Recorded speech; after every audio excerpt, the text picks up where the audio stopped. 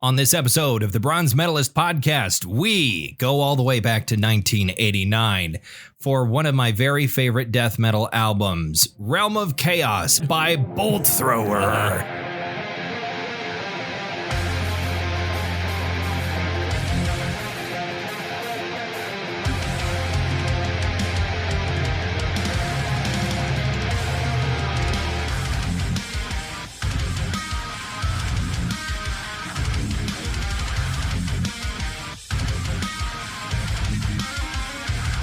Hi, everyone. Welcome to another episode of the Bronze Metalist podcast. I'm Kale. I'm OJ. We're two professional broadcasters. We really like metal and we like to talk about it. And today we're talking about a death metal album that I discovered some number of years ago, mostly through my my adoration from afar of Warhammer 40K, the tabletop war game. We'll talk at length about that later, I'm sure. I'm sure. I could teach a college course about Warhammer 40K, despite never actually having played a game of it. I have minis. I have minis sitting on the table here. Right here. You got two different Space Marines. Yeah, I got a Chaos Space Marine and a regular Space Marine. I think the regular Space Marines are Dark Angels. I think that's what it is on the box. Really? It's that chapter. Have you ever talked about a Dark Angel album on this podcast? No. Oh, okay. I didn't know there was a band called Dark Angel. I'm not surprised, though. But we'll get to talking about them later because they kick so much ass. Bolt Thrower. Bolt Thrower kicks a lot of ass. Dark Angel's pretty good, too. Okay. All right. But how you been? I've been doing good. Not too bad. On the way here, noticed the Dakota Cruisers are dragging Broadway all night tonight. Yeah, I saw a whole bunch of, because I went to the grocery store. I put on a mask and headed to the grocery store, but didn't rob it for a change. Yeah. It was went over your mouth this time. Yeah. Hey, yes. Yeah, no. So I went to the grocery store, got myself some food, and on my way back, I noticed there was all of these classic cars in the parking lot of Hardee's, and I was like, should all these old people be hanging out right now? But I'm sure they're maintaining. They're all in their cars. They're all in their cars, and the windows up. Yeah, and there's people lined up alongside the road, just hanging out in chairs. Yeah, just to watch the cars go by with their families. I'm sure they're being responsible. At least I hope they're being responsible. Probably not. It is North Dakota after all, but that front hasn't really changed for us. Things on that front. We're still free to move about as we please, more or less. More or less, as we don't, get all up in each other's grills. Right. So, because we've had 14 people die in the state of North Dakota from the virus, which is, it'd be great to have nobody dead. That'd be great. I mean, it's a lot better than some other places in the country and the world in general. Yeah. So take it as you will, I suppose. But that hasn't really changed for us so much. You been doing anything this week? No. I've actually noted today I was a lump. Just a lump. Just a lump. I came home and I sat down and I noticed something wrong with my Fitbit because I sat down on the couch and I'd be surprised if I actually took a breath in a long period of time, and my Fitbit goes off at 10:02 saying, "Hey, you've only taken 24 steps this hour." And I'm like, "Fuck you! I haven't taken 24 steps this hour." It's way lower than that. Yeah, it's like closer to zero. You're measuring some overly enthusiastic hand movements, apparently. Was I waving at something and you counted it? Gesturing. Wildly gesticulating. Gave me 24 steps. Yeah. I haven't been particularly busy, although I did play and complete a quirky, fun little physics game called Human Fall Flat. Yes, that is a great game. Which is... I played that too. Yeah, it's a fun little physics game. You can finish it relatively quickly, although it... You feel like you should be able to finish it relatively quickly, because you figure out the solution to certain problems fairly quickly. But the problem is the physics element is getting to there because you're just this goofy little rag doll that you're trying to. It's like you've had way too much Novocaine in your whole body. Yes, basically. Yeah. Your arms are made of spaghetti, but you can still grab on it. The game fulfills a specific fantasy for me, which is being able to do a pull up. It's a neat little game. I kind of wish there was more and more and more level. I wish it was like I wish it was like Portal, where like the co-op for Portal goes on and on and on and on forever. Sure. There's a lot of levels in both Portal games. So I kind of wish there was more to it, and I wish someone would play it with me, because my group of friends, I was like, hey, anybody? Every time I'm like, I got this new game. Anybody want to play it with me? Nobody ever plays games with me. What platform do you have it on? PC. Oh, your PC. We have it on the PS4. So apparently they have local co-op for PC. Really? Because it's like, as long as you can connect controllers to your PC, which I can, you can play local co-op on PC, which is not a thing a lot. Some games have it, but most PC games are not built with any sort of local co-op. So if you're on the same router, you could play the game together. On the same screen. You can have split screen on the PC. We can play 2 players on the PS4. Yeah, well, yeah, most console games at least used to have local co-op built into them. That's getting to be a rarer and rarer thing. But not a lot of PC games have that, but this one did, which I thought was neat. It was kind of infuriating in a couple of spots, because it's like that. I feel like this should be doing a thing and it's not doing a thing, and I got a little frustrated with it every now and then. But I ended up wanting more. That was my little break from playing Doom Eternal over and over and over again. Sure. There was a whole development about Doom Eternal over the last week.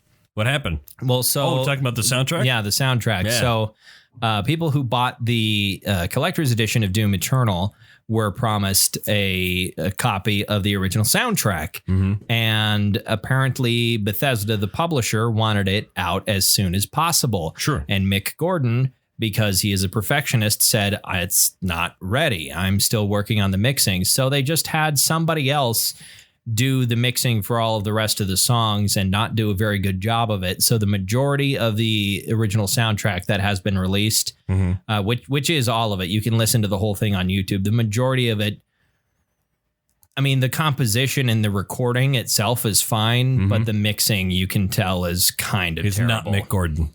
Yeah, it's definitely not and especially it's super apparent. One guy who was like reviewing the original soundtrack itself compared because there's a version of BFG edition or BFG division on this soundtrack, because it's also in Doom Eternal. Right. For Doom 2016. He compared the waveforms, and you can see the difference in definition so clearly. Really? Like the waveform for the 2020 version of BFG division is flat. Right. It's just it's flat. The wave is a block. Right. Everything is super compressed. And then you look at the waveform for 2016, and it's just glorious definition. So there's like 10 songs on the original soundtrack that have been mixed by Mick Gordon, and apparently he is very unhappy about this. There's nothing 100% confirmed, but based on some supposed DMs people have gotten and screenshotted on places like Twitter and Instagram and stuff like that, it seems like this has kind of spoiled Bethesda properties for Mick Gordon, because he's worked on their Wolfenstein games that were made by Machine Games, and of course he's done the 2 Doom games for them, and we don't know if we're going to get another Mick Gordon album. Because he said it's not likely. Yeah, supposedly someone, and it might be fake, someone might have photoshopped it, but supposedly someone sent him a DM on Twitter, I think, and was like, hey, I really loved the music for Doom Eternal. Are you going to be doing the next one when they make it? And he said that's not likely, which would be a tragedy, because I think his music is about half the reason I enjoy both of those games.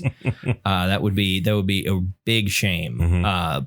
He did say something on, I think it was on Twitter today, that he at some point he will be putting out some way, somehow, I don't know, through official channels or not, right? But at some point he will be putting up the properly mixed versions of the tracks that he's done himself, because I don't know what his contract looks like, but it's his compositions. So I don't know, I don't know what the ownership and rights look like.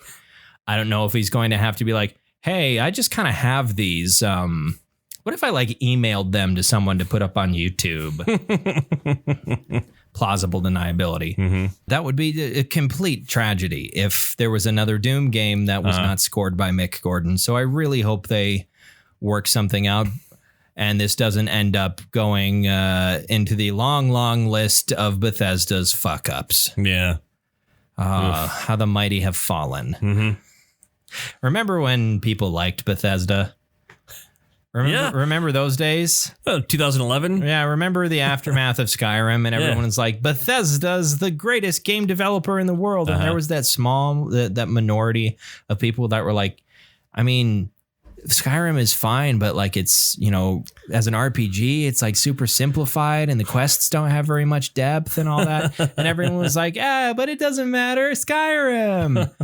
And then Fallout 4 came out and everyone was like, these quests don't really have very much depth. And all the people who were, you know, talking in 2011 are like, really? Who could have predicted this? But and then Fallout 76 made everything better. Oh yeah, Fallout 76 came out and the world and Bethesda put everything right and assuaged everyone's fears. Apparently, the Wastelanders edition that came out last week has significantly improved the game. Really, but I'm not. That does like I was at one point mildly hyped for Fallout 76. I never bought it. I didn't buy it when it came out because you love New Vegas. Yeah, and here's the thing though. Yeah, New Vegas was not made by Bethesda. Right. New Vegas was made by Obsidian, who I continued to adore, even though I haven't finished their most recent game. But it was made by Obsidian using Bethesda's technology. Sure, but like their writing is so much better. And when it comes to Bethesda, they have difficulty integrating writing and gameplay and focus too much on gameplay and atmosphere and setting instead of doing things that make any sort of logical sense. I could go on a very long rant about why I don't like what Bethesda has done with the Fallout universe, but I'll save all of you from that. Thank you. So we can do more long rants later on in this episode. About a different game entirely. About Warhammer. So tell everything you know. Tell us about Warhammer. What is it? We don't have time for that. We might as well get started talking about Bolt Thrower. So Bolt Thrower is English or was they're not together now. Yeah, English death metal band from. Oh, I can't remember the name of the town. It's not a particularly well-known city in the UK, but they're from the UK. And there was by the time the band would end up dissolving, there were not very many original members of the band left. The only founding members of the band that remained were the two guitarists, which was Gavin Ward and Barry Thompson. The rest of the lineup had not changed too much. Carl Willits was with them for the vast majority. Right, he left for a while. He went back to college. Yeah, and then came back to the band. Yeah. That was 98 to 2004 that he wasn't around. And then Joe Bench has been playing bass been playing bass for them basically since the beginning, since before their first album. She played on the first album, but she didn't play any of the demos, apparently. She was on the first album on. I think Gavin Ward was their original bassist before he switched to guitar. But she stuck around and remained in the band until it dissolved. I think that was 87 when she joined. And then the original drummer and the drummer for Realm of Chaos was Andrew Whale. And three of the members of the band, when this album came out, were big fans of a little tabletop war game called Warhammer. Carl Willits, Gavin Ward, and Andrew Whale were apparently pretty big fans of Warhammer and had kind of been like when they were making Realm of Chaos, they were already basically planning on calling it something like that because they'd been, kind of into Warhammer 40K or what little was out at that point. Was it 40K already? Was it? Yeah. So 40K and fantasy are two different things. Wholly separate thing. Right. Not wholly separate because they're not holy. They haven't been ordained. I mean, it depends on who you ask what parts of Warhammer is and is not holy. That's a very important thing in the universe. fantasy had been around for a little while, and 40K was just getting started, basically, as kind of like a hey, what if we took all of our factions from fantasy but gave them laser rifles? Sure. And spaceships and whatnot. And that's kind of what 40K was, is it's fantasy stuff, but in space. Right. And they'd when they started working on this, like they had already been reading, what was out for Warhammer and working on this. And then they came out with basically the first edition that included, Space Marines and that sort of thing, which was called Realm of Chaos, Slaves to Darkness. Sure. And they were apparently the people. Excuse me, the beer is making me burp. The people at Games Workshop had been listening to their recording the Peel sessions with, I can't remember his name. He's a English alternative DJ. John Peel? John Peel? Yeah, John Peel. They did a session with John Peel, and everyone in the Games Workshop offices had been listening to that and were like, hey, do you guys want to use our artwork? Yeah, they're like, yes. And they were like, shit, yeah. I think they still had to pay to use the artwork, but yeah, they just used the artwork from the release of Realm of Chaos and changed the album name to Realm of Chaos, and a bunch of the song titles reference Warhammer 40K. And here's the part where I get to talk about Warhammer, and it'll continue. Oh, sure. So if you don't know, yeah, bye, OJ. If you don't know what Warhammer 40K is, it's a sci-fi tabletop or science fantasy, really. Yeah. Tabletop war game that's been around since roughly the mid 80s. It includes a whole bunch of different factions that have a lot in common with stuff you would see in a fantasy game. There's a faction called the Orcs, but it's with a K, and they are kind of these big, silly football hooligans that... Yeah, the Orcs. Yeah, they love just fighting and killing and war and everything. Everything... Oh, God. Wildly gesticulating here. You're going to get some steps in. Yeah. But everything in Warhammer is... revolves around warfare, essentially. I mean, it's a war game. It's called Warhammer. But the tagline is, in the grim darkness of the 41st millennium, there is only war. Right. And so there is the humans are mostly gathered into a faction called the Imperium of Man. And the most powerful soldiers of the Imperium of Man are called the Space Marines, or in fancy talk, the Adeptus Astartes, because Games Workshop loves fake Latin. They're not subtle. Right. Games Workshop does not do subtlety. Case in point, Ferrus Manus, who is the leader, or was the leader of a chapter of Space Marines called the Iron Hands, who often, Ferrus Manus, and Ferrus Manus himself had two hands that were covered in liquid metal. So Iron Hands had iron hands, and he was the leader of the Iron Hands, who often chop off many parts of their own body, namely their hands, to replace with robotics. So they have iron hands. Right. Again, they don't do subtlety. No. So Space Marines are like 8 foot tall, genetically modified super soldiers wearing like this really kick-ass armor that makes them look like futuristic knights. They have fully automatic rocket-propelled grenade launchers called bolters, sometimes called bolt throwers. Sure. And they're kind of pure concentrated kick-ass in a way. Everything in Warhammer is pure concentrated kick-ass. And so much of that really got distilled down and shoved into this album. And I appreciate it so much. So we'll talk a little bit about some of the songs and how they relate to Warhammer itself. If I can pull out my Spotify. This was not available on my streaming service. Oh, you had to go I had to YouTube it. You had to YouTube it. So Through the Eye of Terror is the second song that refers to a place in the Milky Way galaxy, which is called the Eye of Terror. And that is a part where the Realm of Chaos, which is also called the Warp, has basically exploded through the fabric of reality and is bleeding through into the real world. And this is because a bunch of space elves, roughly around the year 30,000, became so completely obsessed with like their own depravity. They basically murder fucked a new chaos god into existence. Sure. And that's where the Eye of Terror came in, because it was such a traumatic event that it birthed a new chaos god, which is Slanesh, which is essentially the god of perverts. In a way. Yeah, I was tired of carrying that mantle, so you had to hand it off to Slanesh. I'm glad Slanesh is around. Then there's Plague Bearer, which is a very relevant title for these days. Plague Bearer is a unit of the forces of Nurgle, who's one of the chaos gods that deals with death and decay and pestilence.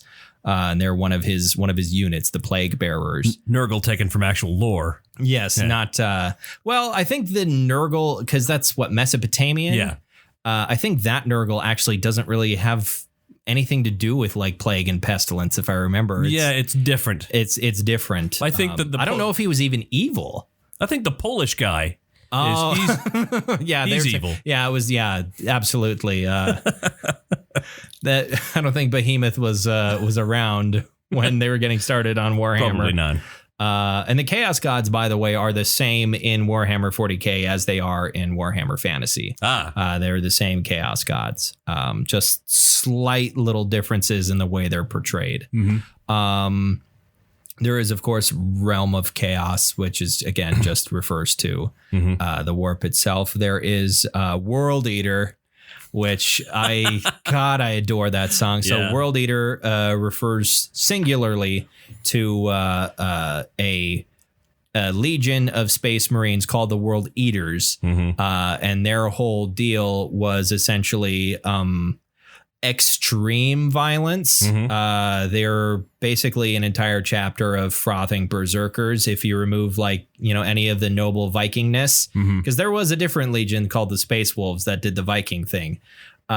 Remove any sort of nobility and you're just left with like a blood crazed murderer, and then make them 8 feet tall and give them really powerful weapons and armor. That's a World Eater. Everybody's 8 feet tall in this game, except for the people that are much taller. Except for there's also the normal ass people. There's like the Imperial Guard, who are just normal fucking dudes with laser guns that basically are kind of worthless against everything they have. Like, it's a weapon that would be like the most revolutionary, insane, like energy weapon possible to us now. But the universe of Warhammer 40K is so completely batshit insane that this awesome laser rifle is fucking worthless on its own. You have to use it like en masse to kill anything that is like more powerful than your basic dude. So maybe it's like the pistol in Doom. Yeah, it's like the pistol in Doom. A lot of Warhammer fans refer to las guns as flashlights. But despite all that, the Imperial Guard still kicks a ton of ass.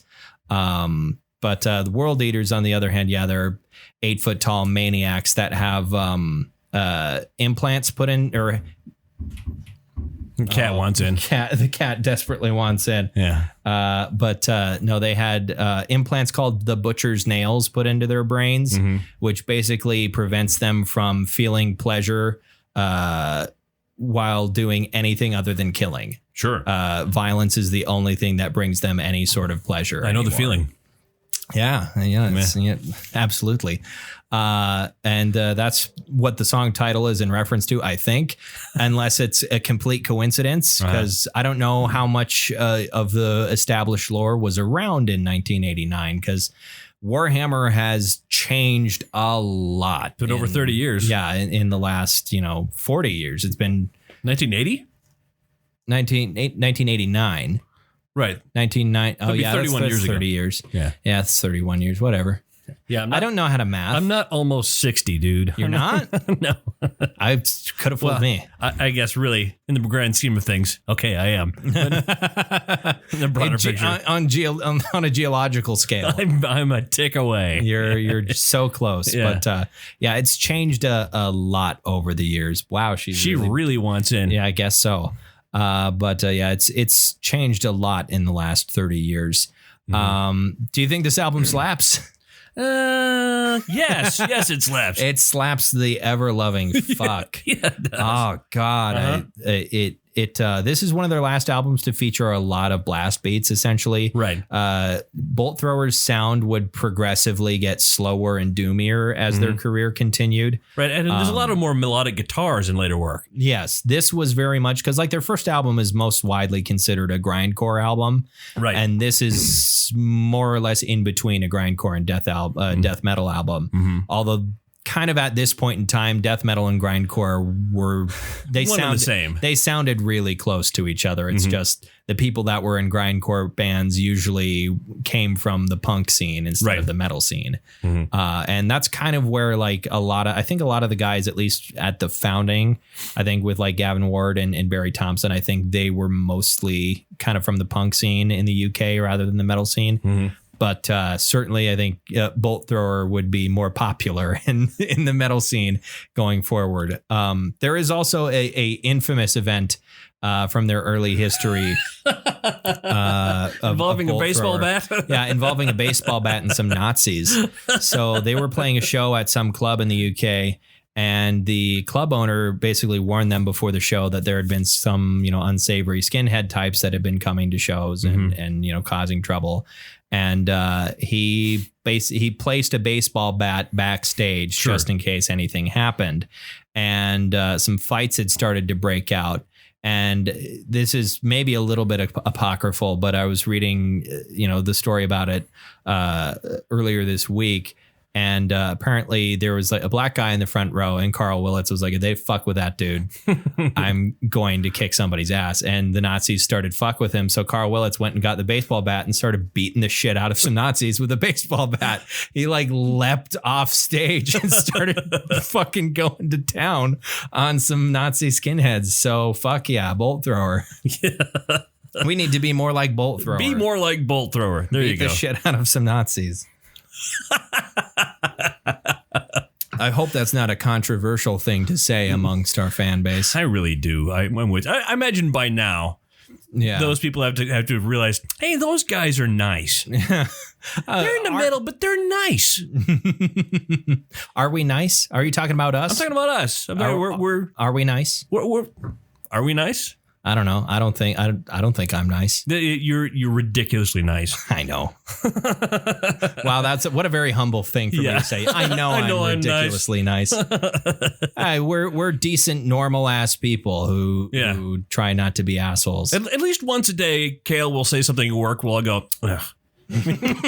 He's so fucking nice. Oh, that's what it was. Jeez. What a fucking goody two shoes. Why don't you sin for a change? Yeah, do something mean. Do something mean to punch a dude for a change. I don't like being mean. I know. That's clear. I like, even when I'm playing video games, I almost never play like an evil character. Right. Like I'll steal shit and stuff, especially in games like Skyrim where there's basically no consequences.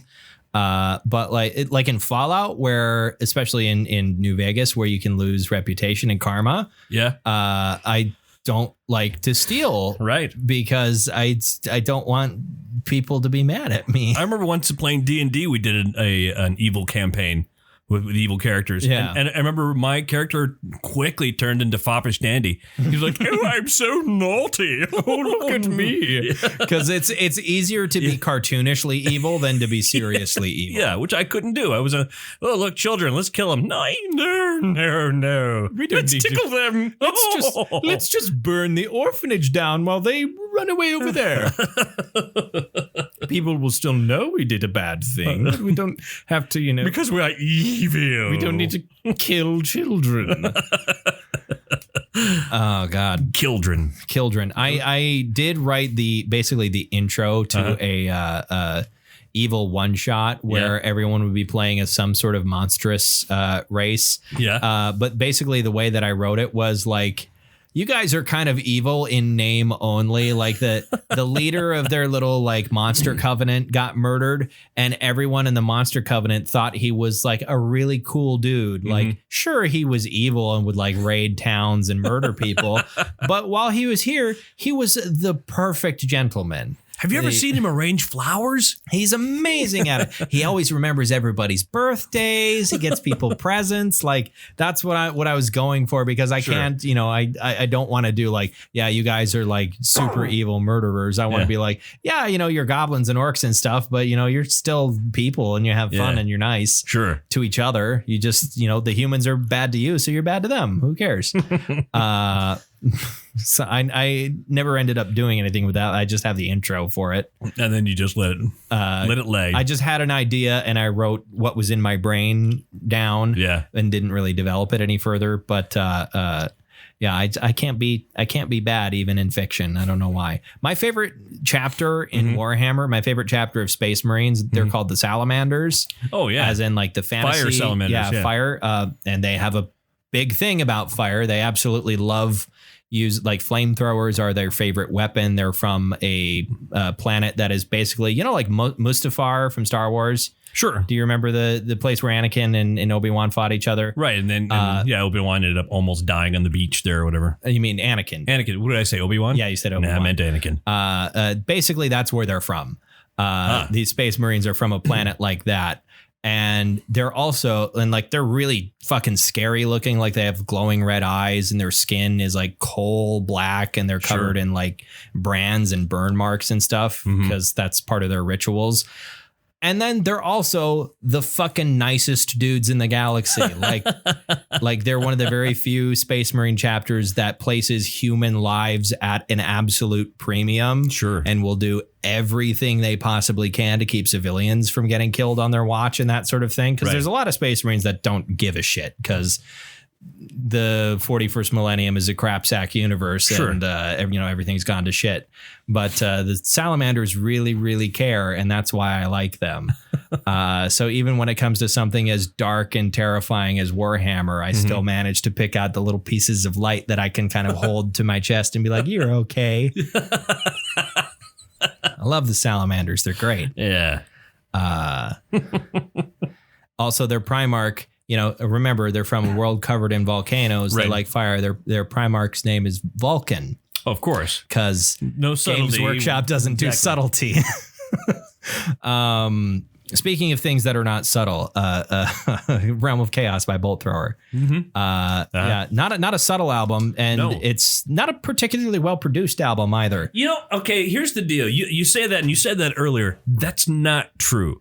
It's actually a very well produced album in 1989. I suppose, but I mean, think about tape. Think about 2 years later, though, for War Master. War Master sounds so much better. It's true. Warhammer sounds, or Warhammer, War Master sounds leagues better than Realm of Chaos. I'm sure they had more time and probably a better equipment, but a little bit more money. Maybe this isn't that bad. I mean, it's for a like death grind album in 1989. It's fantastic. The sound works for them. Yeah. Objectively, it doesn't sound like it's very well produced, but for what it is, it sounds fine. I've listened to a lot of metal from the 80s that sounds like absolute shit. Because because the money, the time, the technology not available to these dudes. None of that was there. And like for what it is and for the time period, it certainly is. Yeah, it works. This is not like, it's not disgusting. It's not super difficult to listen. And to me, it's not anal cunt. And to me.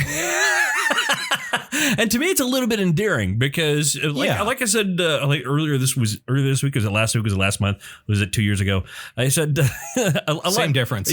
A lot of times when stuff like this, it really sort of shows the human element. It's people playing music. You can hear flawed little imperfections, and mistakes, right? And absolutely. And this, speaking of endearing, like, there seems to be such a sense of enthusiasm on this record. Oh, yeah. They like it feels like, you know, they weren't taking themselves super seriously. No. I think it's almost half the reason why I like this, other than like it was a Warhammer thing and it sounds, you know, it kicks ass. And it's like the other half is just like they were having so much fucking fun, or at least it sounds like they were having a ton of fun. And like, oh, that was almost puke. I had a little electric burp. Had some juice to it. Yeah, that had a little bit of juice there. But my God, it just this unbridled enthusiasm with all of the potential messiness that comes with it. Right. And I appreciate the fuck out of this for it. I like if Doom's soundtrack wasn't so kick ass, because like I said last week, if you're one of those people, or not last week, 2 weeks ago, because last week was Black Sabbath. Black Sabbath, right. If you're one of those people that plays Doom that and turns the music off, your history's worst monster. But if He's not wrong. If the music in Doom wasn't so kick-ass, this is what I would be listening to over the gameplay. Right. Like Bolt Thrower, I think really fits the style, especially with this album as frenetic and chaotic as it is. You know, the funny thing is now that we've had this conversation, I want to go back home. I want to play Doom, and I want to turn the volume completely off and put on the best of the Marshall Tucker Band.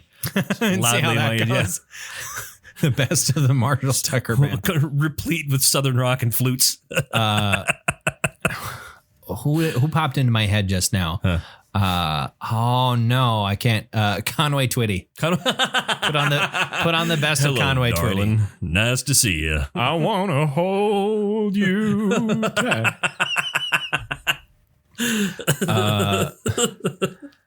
Yeah, that put that on while you're playing Doom and see what sort of feel you get from that. Sure. It'd be so bizarre. Change the mood. Changes the mood just a little bit. Yeah.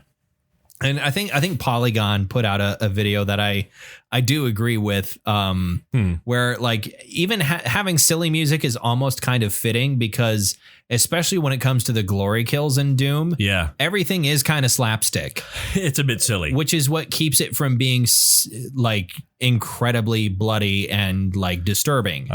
Like, of course, you are fighting demons. You're not killing like you're killing monsters. Yeah, but if they took all the glory kills super seriously and didn't have a little fun with it, it would probably be a bit more disturbing. Like the violence in Red Dead Redemption, especially if you're playing in first person, that can get a little over the top. A little not over the top implies some level of like enjoyment. Over the top real. Yeah, it too real. It feels too realistic. Whereas Doom Eternal is just like, yeah, this is very gory, but ridiculous. It's so ridiculous that you can do it a bunch of times and keep going, and you won't feel like you've just witnessed a car crash. I actually watched a video of a dude who did the entire Mars Core mission all in Berserk mode. So yeah. Yep. So that was insane.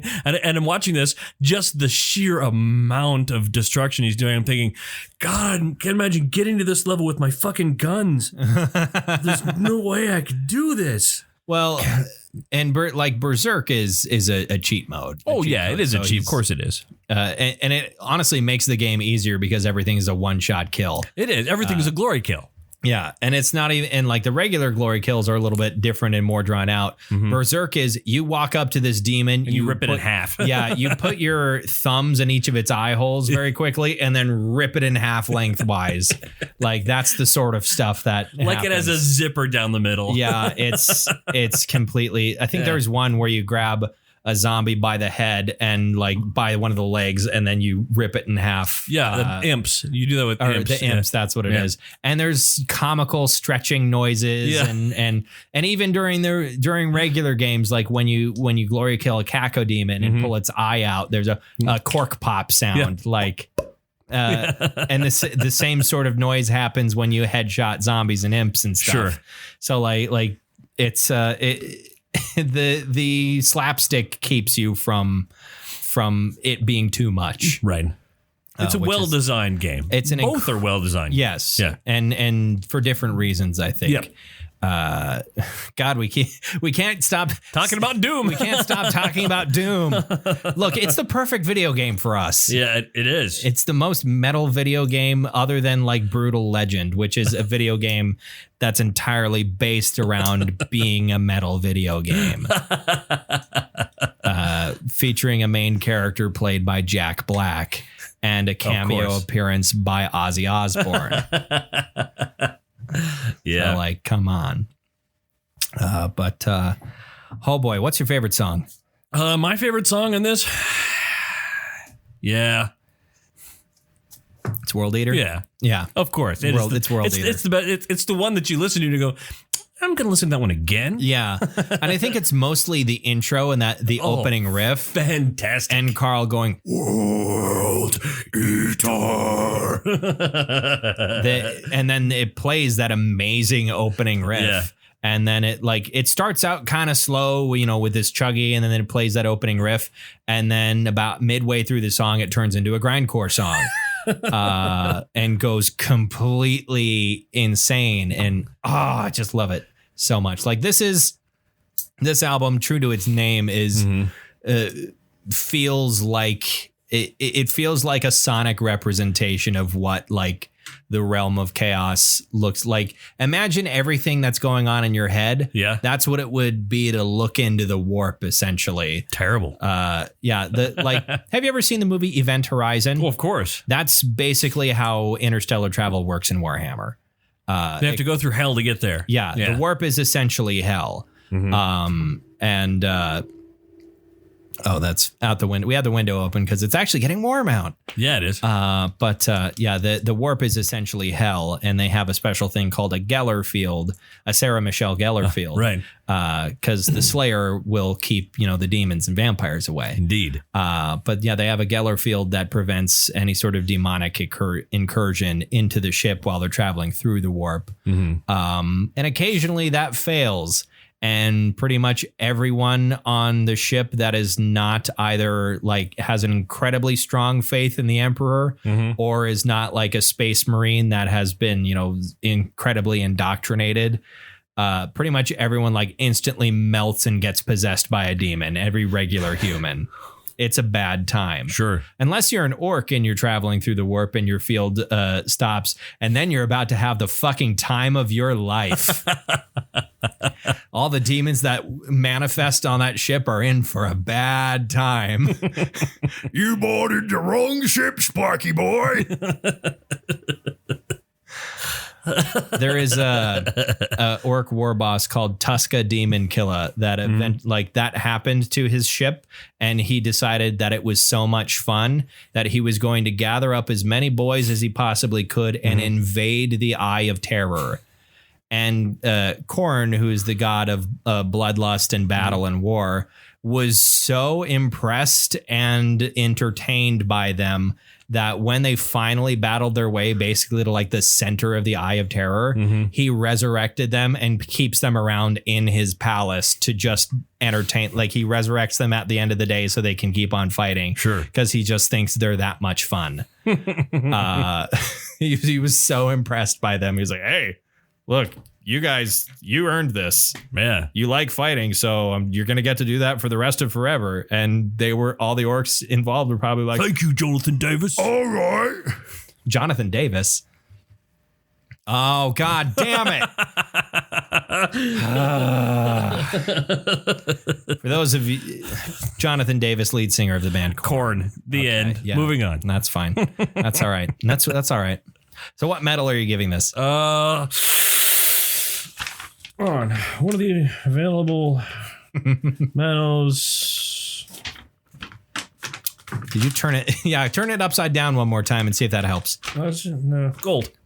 Yeah, I think I'm giving this an adamantium. An adamantium. Ceramite. No, gold. Sorry. I was confusing it with gold is the Emperor's favorite metal, so this is the one that this album gets as well. There you go. If something is not covered in gold skulls and eagle wings, is it really even worth manufacturing in the Imperium? No, of course not. Of course not. All right, so I guess that's it for Realm of Chaos. I adore it. If you are at all into death metal and you've never listened to Bolt Thrower, go check them out because they kick an insane amount of ass. Oh, I love them. So next week, what are we doing? Next week, because I realized you've probably never done this album or any of their albums, but especially not this album. The album Swallowed in Black by Sadus. Sadus. No, you say this. Yeah, I wrote some things down for you. Sadus. Sadus. I've never heard of them. Or maybe I'll have to look up how it's spelled, I guess. Sadus, S-A-D-U-S, Sadus. Yeah, I've never heard of them. This is something I'm genuinely, completely and entirely unfamiliar with. Sweet. So. And I think you'll find it to be a treat. All right. Yeah. Did you mean to rhyme there? No, I don't mean to rhyme. You never mean to rhyme? No, I don't do that anytime. Okay. All right. I see what you're doing. Sorry, I had to burp again. All right. And I still kind of have to burp, but whatever. So until we get to that next week, you can check us out on Facebook and on Twitter. We post new episode links there if you just want to listen to it in your browser window. If you like to listen to it on mobile, we are on Libsyn and on your Apple podcast app. So Libsyn has its own app. If you've got an Android, you can find that. If you just search Libsyn, you'll probably get, I think it's called the Podcast Source. You can listen to us on your phone if you've got an Android. If you've got an iOS device, we're just on your phone, pre-installed. You can search Bronze Metalist Podcast in your podcast place. Yep, I have it on mine. This the Beef and Dairy Network, which I need to catch up on. Good old Beef and Dairy Network. We'll give that. I'm fine with giving almost any other podcast a free plug, but especially the Beef and Dairy Network. They're amazing. So thank you, everybody, for listening to another episode of the Bronze Medalist Podcast. I'm Kale. I'm OJ. Congratulations.